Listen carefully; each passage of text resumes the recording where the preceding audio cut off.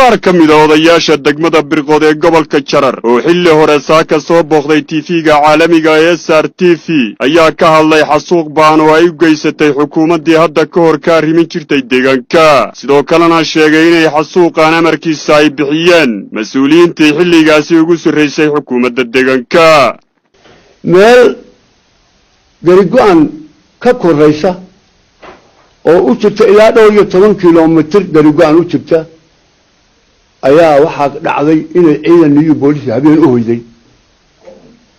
oo seexdeen halka u hoydeen oo la kutina ay daba socotay kolku ciidankii kacay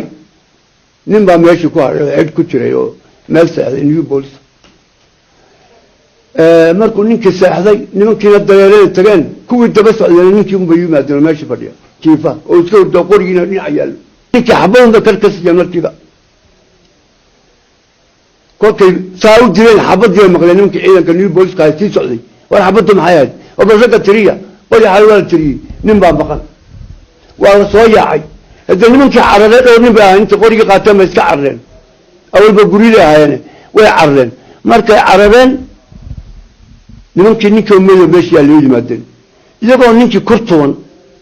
iyo wiil yaroo geel ka soo kaxiyay afartii habeenimo xalayto salaada subax hore eedaanka hore soo kaxeeyay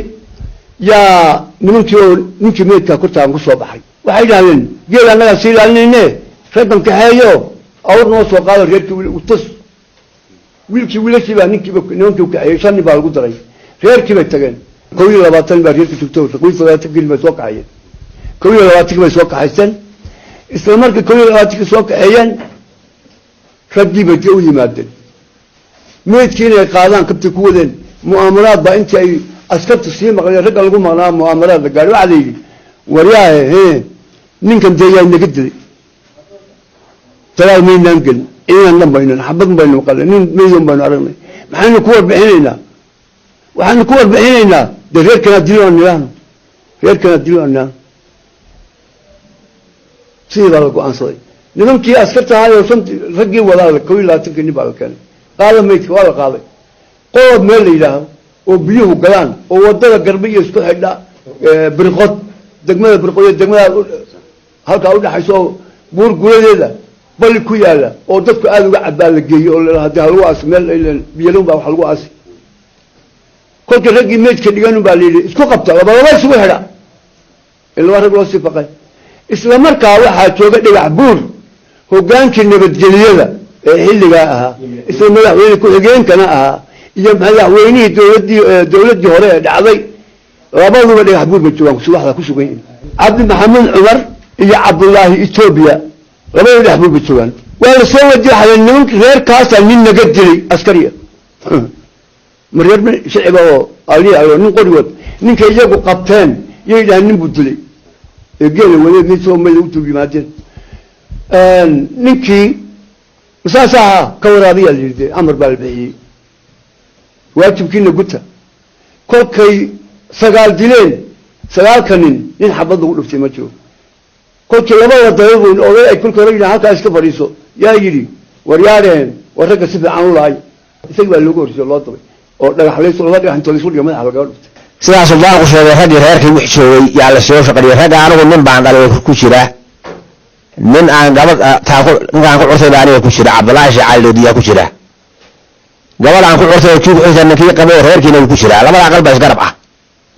oo midna una oranin labada aqal ragii baa la soo kaxeeyay waxa meeyaynu aasaynay ninka soo qaada awr qof awrta qoon la yacsan awr kala kaxeeyay awrkii baa ragii la kaxeeyay wixii geelahana waa la duubay murti meel qol la yiraahdo oo ka qora qabalay laakiin maalmaha aan qabalay ahayn biyo ku jiraan oo makhluuq dadka aad ugu cabo yaa la ragii la keenay markii la keenay waa la warbixiyay sidaas dhacday nin baa laga dilay wuxuu qabo rag waa imisa waa intaa rag kaliya toban la soo xid rag sagaalkeed ka madana adinkiiba waa afar adisoma adinkiiba laba nin dulbuuray ninna waa dheeraad amarka waxa bixinaya Cabdi Maxamed Cumar oo ku sugan dhagax buur ninka la yiraahdo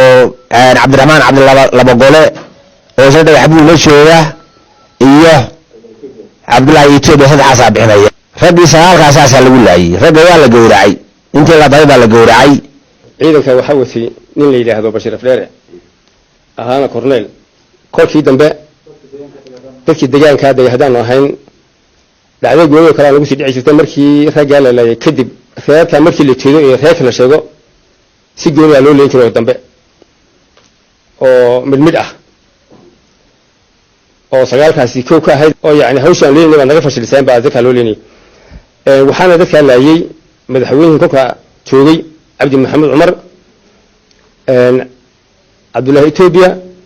Abdurrahman laba gole oo goobta ku sugan markii la laayay gobolka Jarar magaalada Dhagaxbuur sidoo kalena dhibanayaashan loo geystay xasuuqan foosha xun ayaa xukuumadda waqti xaadirkan ka arrimisa deegaanka Soomaalida waxay ka codsadeen in sharciga loo horkeeno dambiilayaashan dhibaatadani u geystay dawladii xilligaa jirtay ee gobol-falka ahayd ee dulmiga ahayd ee dadka leynaysay mashruuca wadatay ay dadkeeda maartay ku leynaysay saas ahaa waxaan ka codsanayaa in sharciga la horgeeyo cidii amarka bixisay ninkii gacantiisa ku laayay ragga ee leeyahay Bashiir Afdheere madaxweynihii deegaanka xukuumaya Cabdi Maxamed Cumar ahaa Abdullahi Ethiopia maxaan ku yiraahdaa ninka inay laba goole dadkii kodlada ahaa noocaas ahaa ee dadkii deegaanka oo dhan hadday noqoto galaashe golsano dhagax madow meelna ka dhicin baa jirta maxaan ku yiraahdaa goolagado mareed hadda meesha tagay duud eeride badaaxle gosololey tirada male dhowr kun oo ruux baa la dilay waxaan ka codsanaynaa sharcigu inuu qabto marka waxaan codsanaynaa nimanka noocaas tacaadiga nagu sameeyay Cabdi Maxamed Cumar Abdullahi Ethiopia Abdurrahman laba gole la dilaha oo ah Bashiir Afdheere ragga noocaay waxna loo qabto sharciga lagu soo dhaweeyo oo la ogaado oo hoosna loo eegaano aad iyo aad codsanaynaa isku soo wada duubo iyadoo xukuumaddii hadda ka hor ka arrimin jirtay deegaanka Soomaalidu ay ahayd mid xasuuqyo kala duwan u geysatay shacabka deegaanka ayaa midaanina waxay ka mid ahayd mid si gaar ah loogu soo eedeeyay Shaaliqa Bashiir oo xilligaasi ahaa hogaamiyihii ciidankaasi booliska gaarka ah ee shacabkani u geystay xasuuqa walow ay noo suurtoobi weyday markaanu isku daynay inaanu xiriir la samayno isla markaasina arrintaani wax ka weydiino